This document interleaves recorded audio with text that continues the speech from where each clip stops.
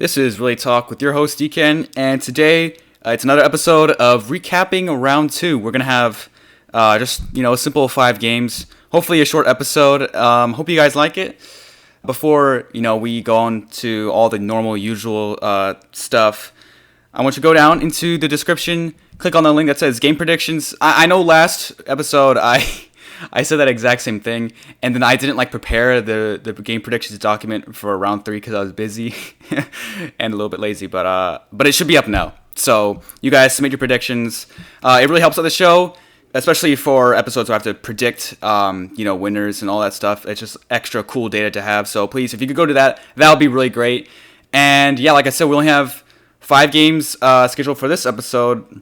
The remaining 5 will get in the next one. And I do want to thank Mishbanya for helping me out, taking notes, watching these VODs back, because it's a lot of work. These are 60, 70 minute matches that happen, and there's 16 of them per round. And I have to go through and watch them all, and having another person help me out and do that for me sometimes is really nice. So thank you so much to Mishbanya. Now we will start with Team Delta's victory over We Are Single Instance. I will let you guys know that I am starting to become a huge fan of Team Delta. They have had 2 very tough competition in terms of teams in their first 2 games, and they've done very well. And both matches have been really close, and there's been a lot of good play. And this time it was no different. Now starting off on 1.16, the 2 runs were basically super close as usual. 1.16 is always like that, but this seed did not have enough obsidian for double travel. Only got about 12, so that's enough for the first portal. Maybe enough for your 1 cycle if you don't have enough. If you have 0 crying obsidian, which is unlikely. But yeah, just your standard 1.16 run. Now, of course, Shy, as you know from last time, used some MS Paint to help the calculations, and he pulled it out again. Now, this time, I do believe we did get a sort of answer to why he does it in the first place.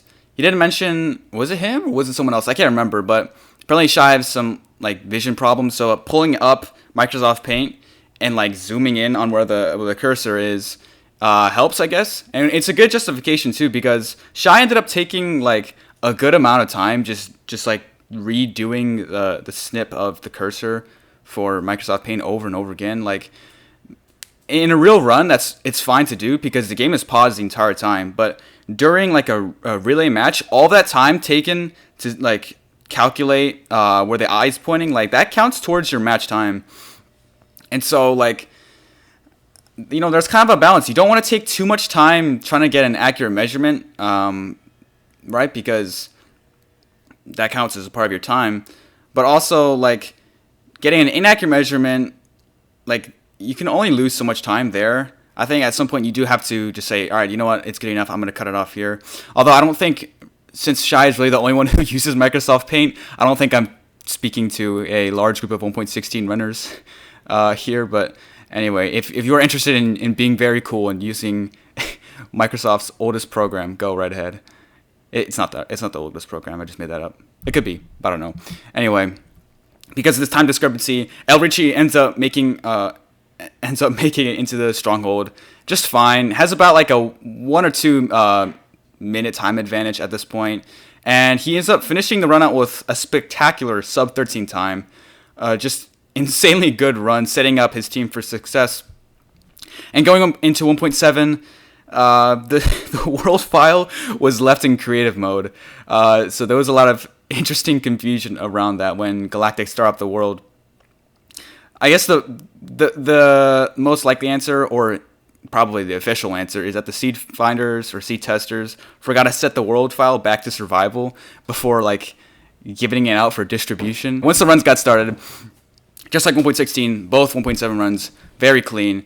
There's nothing really worth noting in terms of mistakes, except for both runners were comfortably within that sub 25 range. And shout out to Frogs for getting what was at that time the new 1.7 best time at 22 minutes and 10 seconds, beating out what Max had before with 22:59, I believe.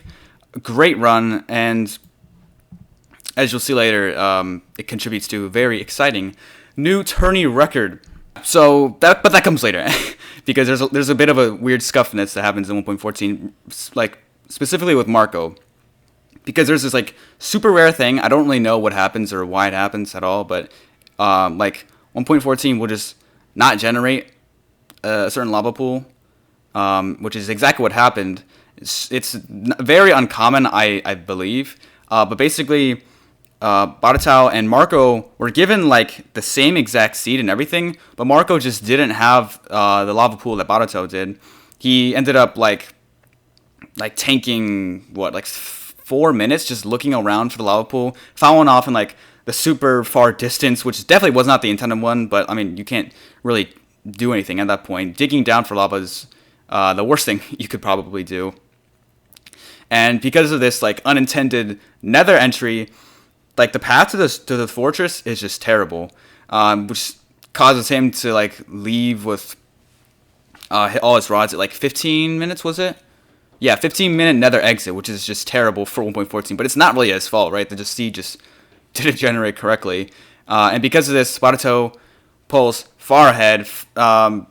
Good run, finds like a barely exposed ocean stronghold, which is always like very impressive because the stone bricks just like blend in with all the gravel at the bottom. So like, especially if you're on low gamma like me, it's really tough to see something like that. And you know, Baratao nearly dies after Dragon breaks his bed during the one cycle, but finishes out the run just old traditional end fight style, doing the 2 cycle beds. And at this point in the match, it seemed like Team Delta won, but obviously there was a lot of concern about the fact that Marco literally just could not find his own lava pool. And so it was later revealed that, like, hey, Marco didn't even have one. So they scheduled a rematch of just 1.14. This was not streamed. So that's right, folks. You are going to hear about this rematch publicly for the first time. This is what happened. This is why you watch this show, by the way, for insider information like this. Now, an interesting thing that happened was that since, this was scheduled for a later time, Baratao actually knew that his team was about 2 minutes behind prior to starting the run, which wouldn't normally happen if it's just all done in, like a normal relay matches. Usually you don't know how far your team is behind, but because of the rematch situation, he knew, so he's like, okay, let's go. Risky play throughout the entire thing. And that's exactly what happened. Baratao, doesn't even get an extra rod for, the cleric stand. Throws a ton of pearls to the stronghold. But, a 4-eye saves him. A 4-eye. Anyway, I will have the response from each player shown on this screen, so you can just read their own words. Anyway, Baratao gets some crazy sub 22 time. Yeah, 21:57. And with everything combined, it's a new tourney record. It's a sub hour 58:09 for Team Delta. Fastest relay in the tournament so far. Very convincing victory. I think there was a lot of weird things in terms of figuring out how they would do this, conduct this rematch. And they are now going to switch to world files for 1.14 to make sure stuff like this just doesn't happen again. Because I can't imagine if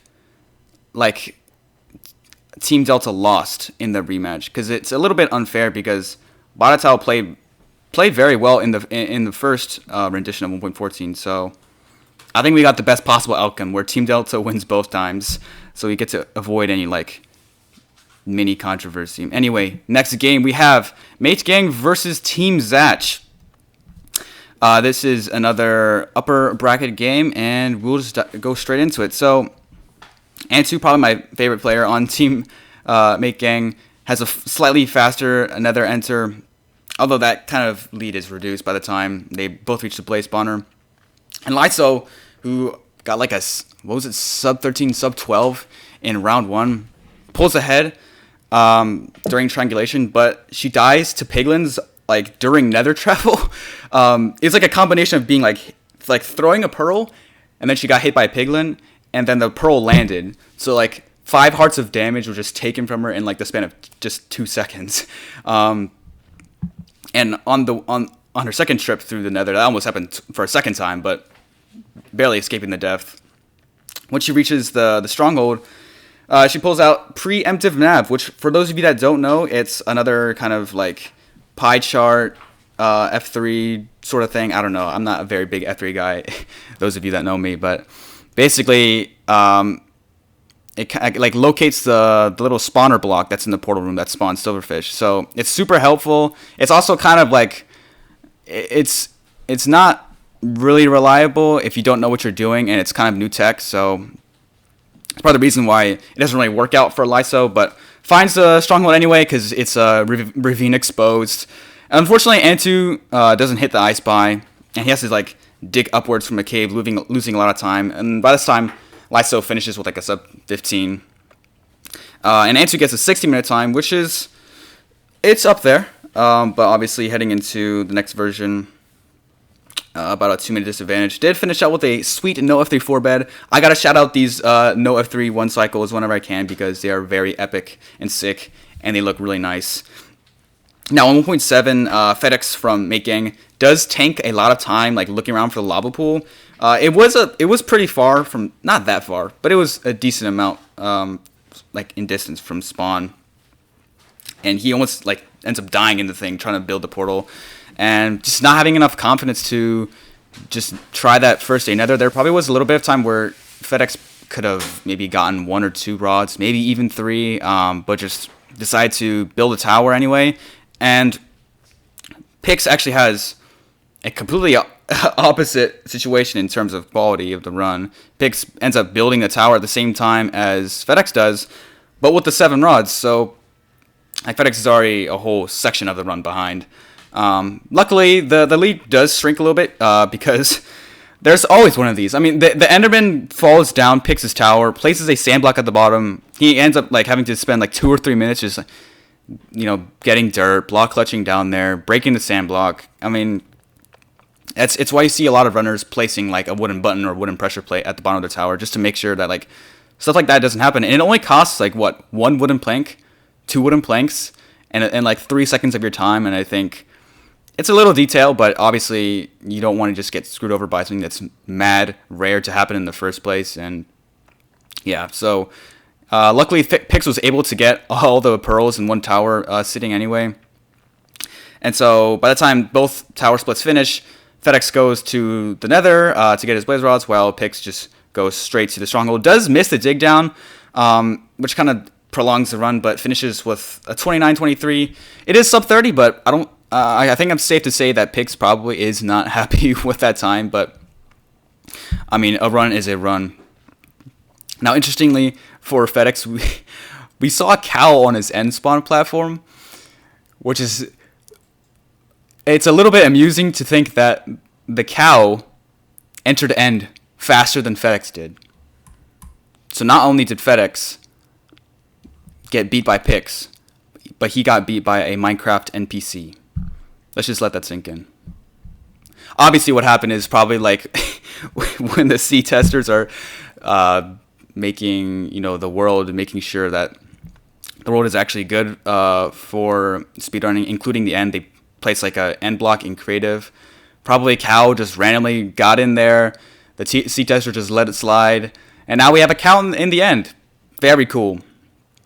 Now in 1.14, things just go as normal, except for Doug nearly dying in the nether. Just a combination of like this open spawner layout and a lot of stray blazes, and it's kind of tough if I'm not going to say Doug is inexperienced at nether fights, because he's definitely not, but like even the best players can get overwhelmed very quickly, because the minute you take some time to like recuperate, the spawner just chugs out blazes, and then at that point it's just too much. And by this point, FedEx does finish with like a 37-minute time. Not really the best run. I think FedEx probably wishes he did a little better, but you can't really do much about it. Now, rod rates for Doug are terrible. So much so that his axe breaks. Luckily, he's able to get enough rods, but like a stone axe has like 128 hit points. Each time you use it, it takes up 2 durability. I'm trying to do the math here that I didn't plan out before restarting recording. Anyway, I'm sure that's got to be like at least what 20, 25 plus blazes, something like that. It's crazy. Now Doug, obviously because of this terrible nether, doesn't really get the fastest village leave, but triangulates quickly anyway. Finishes off like a 25-minute run with a sick low perch clutch. Having to just pearl to the island or the middle, the little fountain in the middle, placing a bed, hitting it off as soon as possible because that dragon is very low. You need to hit that thing upwards, get that bit of knockback. And yeah, Team Zatch wins. Funny enough, the entire run, apparently, Team Zatch did not think that they were winning at all, as revealed in the post-game interview, which is kind of surprising. I mean, if you look back at Makeyang's like previous run, they didn't really win very very convincingly, and they never really did either in Relay 1. And so even if you get like a 25-minute run in 1.14, a 29-minute run in 1.7, I mean you're set. It's still a good time. Teams actually ended up finishing with like a 109, which I think by Relay 2 standards that's a little bit on the average to slow side, but if I was on their team, I think I would have thought that we were winning. But hey, they move on. Now next game. We have Team Ireland versus the Doubters, and the Doubters win this game. Now, this is the first time that we got to see a Mushroom Island in Relay, which is very, very sick. And, both runners, Epinoc and, who is it for Team Ireland? Corbo, both enter, like, the nether sub to 5 seconds apart, basically. A very fast nether entry for both of them. Although the Bastion takes a turn for the worse, doesn't have too many pigs or piglins to hand out, but doesn't really matter. Both have to deal with it. Both get 20 obby, and Corbo enters the fortress just a little bit before Epinoc does, but it's not really that crazy. Same goes for the times that they blind, but Corbo doesn't actually I Spy into the stronghold because, I guess the portal was just built too high, and that unfortunately loses a lot of time. So the lead, the very minuscule lead that he had, it all goes away. And Epinoc, on the other hand, gets an I Spy at around the same time that Corbo doesn't get one. And both use preemptive nav, another showcasing of this new technology. Very cool. I'm glad you guys understand it because I don't. But it worked for them this time. So nav for both runners was very quick. Entering about the same time. And Corbo did want to do half bow, but forgot arrows. Classic mistake, but I mean the run was fine, fast either way. Both got like around 14-minute runs, so both very clean. Sub 15 is always what you want to see. Now, in 1.7, we did get to see another instance of the seed testers screwing around. We got a sussy lava pool. And I'm just going to throw up a picture of what it looked like on stream. There it is. I mean, honestly, props to the seed testers for having a little bit of humor. Although, in my opinion, I feel like the less common that they occur, the funnier each one is. So let's just space these out, yeah? Okay. Anyway, of course no one has to listen to me, but that's just my opinion. Although I wonder who like comes up with these ideas. Like, is it just what if they have like a whole document of like ways they can just mess with the seed? Think about it. Like, I want to see like a dark oak forest, but all of the logs are replaced with like birch wood. That would be kind of funny, right? I don't know. I mean, it wouldn't do anything, but stuff like that. Anyway, Kai gets like a sub 5 enter, and Speed enters another around 610. And Speed, gets this very infamous, harsh blaze fight, whatever you want to call it, getting completely harassed by a gas the entire time, and has to leave with like one rod just to finish the tower in time, while Kai leaves on a gracious 7. And it's here that Speed stream like cuts out because of internet problems, and so all we have to watch at this point is just Kai, who ends up leaving the tower around 18 minutes, longer than normal, but we'll take it. Speed ends up coming back to the stream after 7 minutes, and luckily the game was paused the entire time. Although I don't know, like for in terms of like integrity, if like he kept playing for that 7 minutes without the stream running.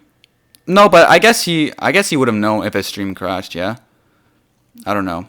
Either way, in the end, all that stream all that stream complication and how it affected the final time did end up, I think, yeah, I got taken out or something. I got dealt with in some way. Now Kai enters the end at around 27 minutes, and by this time, Speed is just coming back to the Nether for his second day Nether. And Kai takes a death by the dragon.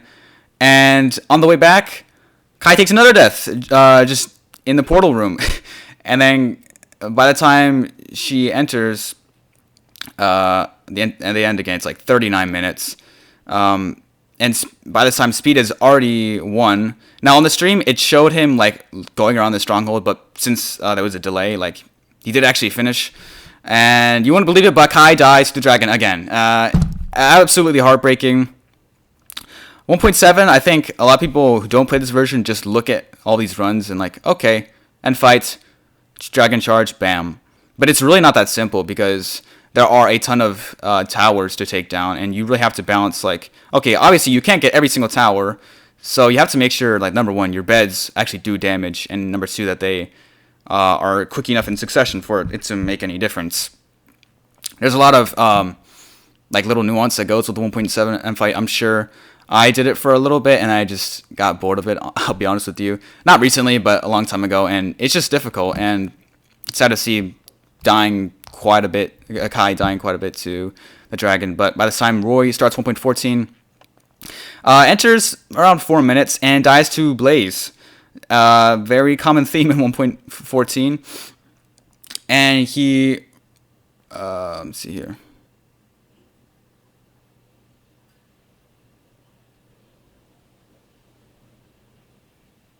And Kai finishes out that run 48-40.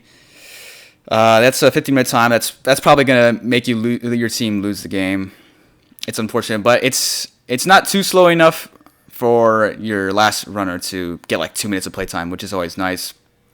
Now Look does first day explosions, which in 1.14 there's really no real reason to do that. Even if like proximity is good or whatever, there's always going to be this time period where you can't like trade with the villagers or have them at least restock. And so you might as well use that downtime to like blow up trees or houses.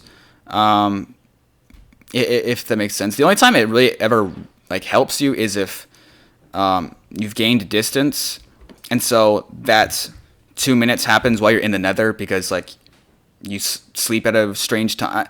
It's kind of complicated. Answer is don't do first day explosions in 1.14.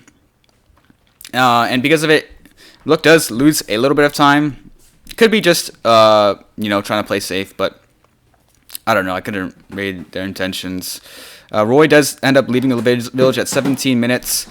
A little slow, but I mean sometimes you just gotta go with it. Look has an incredible Nether split actually, and even with the late Nether entry, exits at like 11 minutes, sleeps immediately, and leaves the village at 15 minutes. So in the end, it really didn't lose too much time because trading takes like 1 minute 30 to 2 minutes, somewhere in that range. So like adding that 130 of downtime, if you leave it at 11 minutes, that's good. But normally you don't leave at 11 minutes. Usually it's later than that, assuming you do first day explosions. And even though it's a good village leave, it's not enough to like gain any like significant advantage. Roy ends up entering the end at like 25 minutes. Does a half bow, but fails one cycle. And the nice thing about half bow is that if you do fail the one cycle, like you're chilling. You just bow down the rest of the crystals. There's absolutely there's very little risk of you screwing up the rest of the run. Roy finishes with like a 30-15 roughly, and the Doubters win this version. this version, this match. And yeah, now we have our next game. This is a loser bracket game. Serious Dedication wins over RELAYTALK. And yeah, we're just going to jump right into it. Another one of these little, I don't know what you would even call these at this point. Just an Easter egg? Another 1.7 World Foul Easter egg. We had like a 10 block tall cactus in 1.7. Both enters for the end were very close. Instant fortress spawn, but difficult nav, and it luckily ends up not really doing too much. Both leave the nether at around 10 minutes with all the rods. Blazer gets even like an extra 8/8 rod, and you know he uses gold tools that he gets from the temple to dig down, and so he actually saves a lot of time over Pasho in this section of building your tower. He ends up finishing first, and Pasho exits the tower like 1 minute later than he does, and the run progresses. Blazer finishes like with a 23-minute time, very fast end fight, and ReadyBand gets to start 1.15 with the lead. Now, yeah, this is another 1.15 match. I know ReadyBand very much loves 1.15, so it makes sense that he would convince Fala to follow up in the same version. Now, interestingly enough, I really like Fala's play here because, their team is behind, and you saw that Fala really started to make up time during this part of the run. Like, ReadyBand, I think he lost a considerable amount of time. Not too much, right? But he lost some time, like, routing the overworld kind of strangely. Ends up entering the nether at like high 5 minutes. Not really bad, but you're kind of looking for more of a sub 4 and nether entry, which is what Fala did.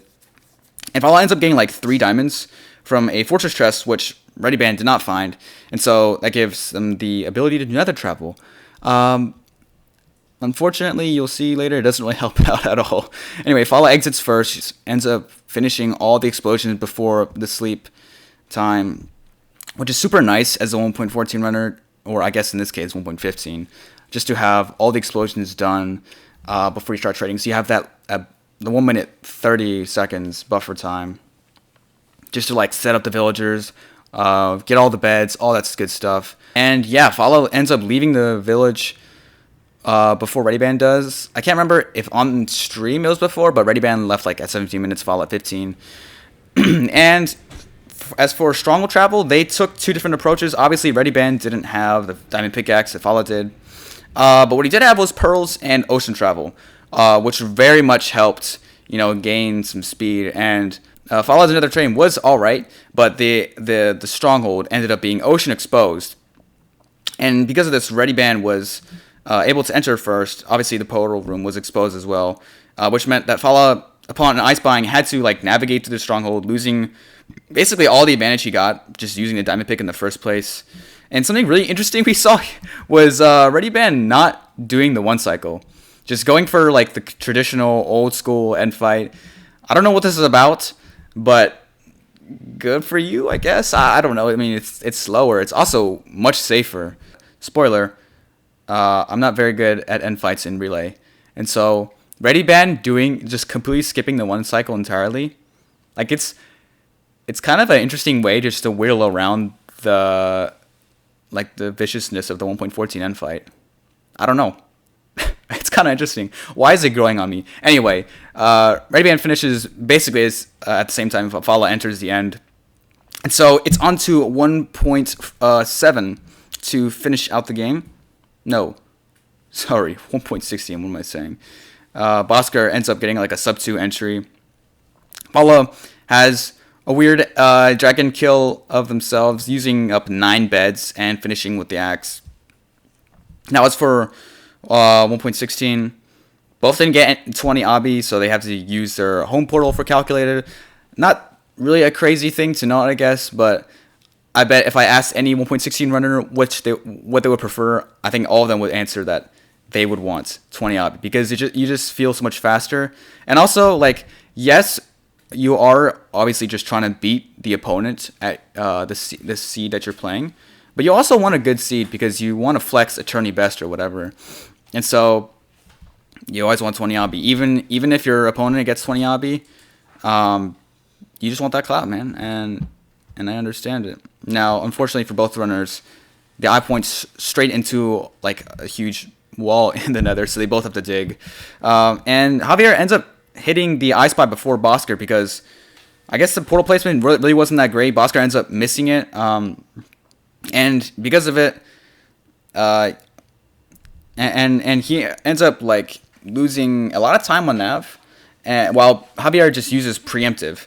But it's a little bit heartbreaking because he went in the right direction as a preemptive tool suggested, but he didn't have I guess he didn't have enough confidence in it or something because he just didn't go far down into strongly enough for him to find the end portal as fast as he should have. But you can't really control that. Obviously, hindsight is 2020. Bosker ends up entering the end before and does a half bow.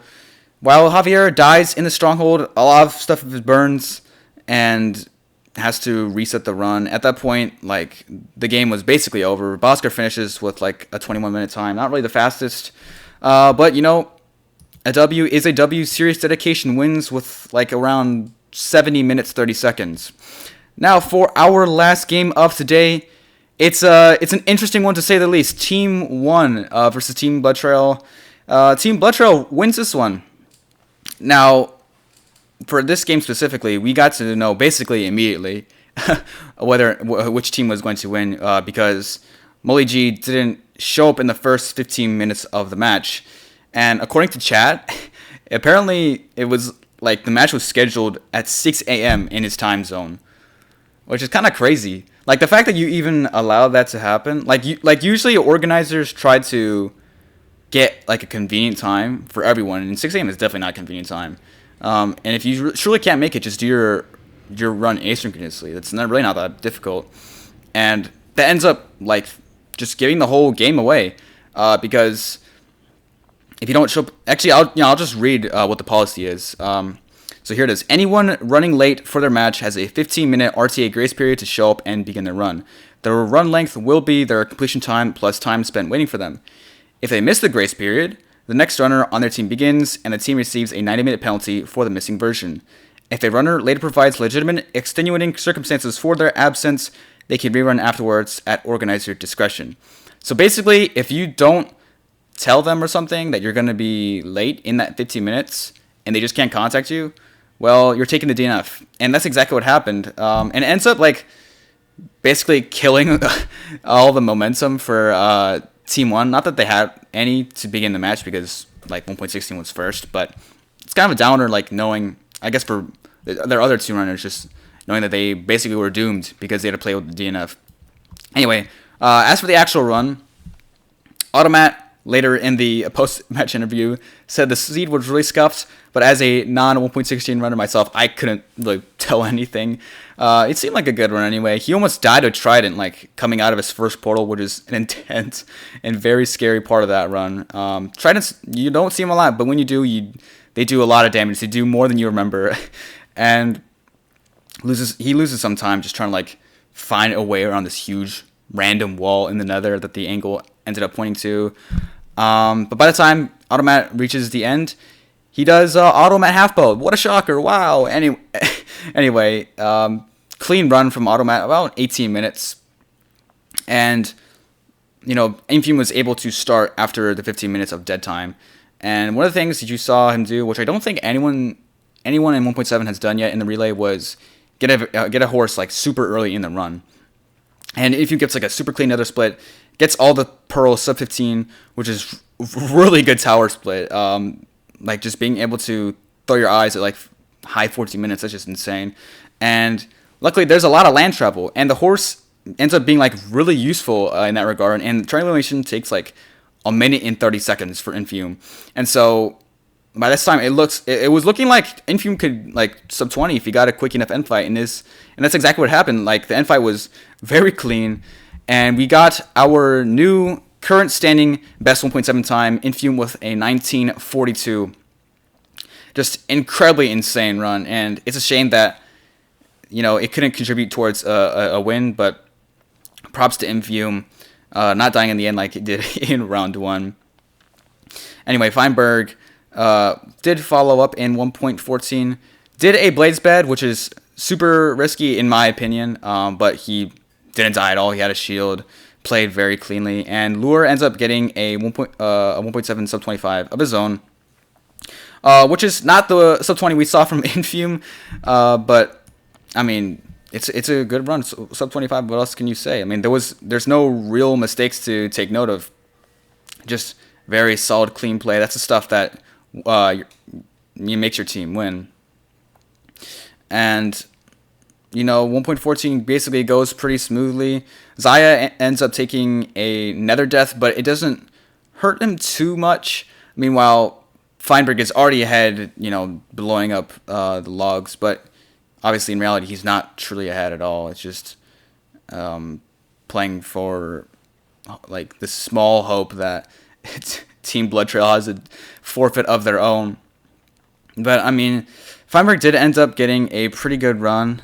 Let's see here. He got a 26-23, not quite sub 25, but sub 27. That's pretty decent. It looked like it was going to be on better pace earlier in the run, but I think the eye pointed towards like a jungle, and then after that, it was just a lot of like tree travel, and that always sucks.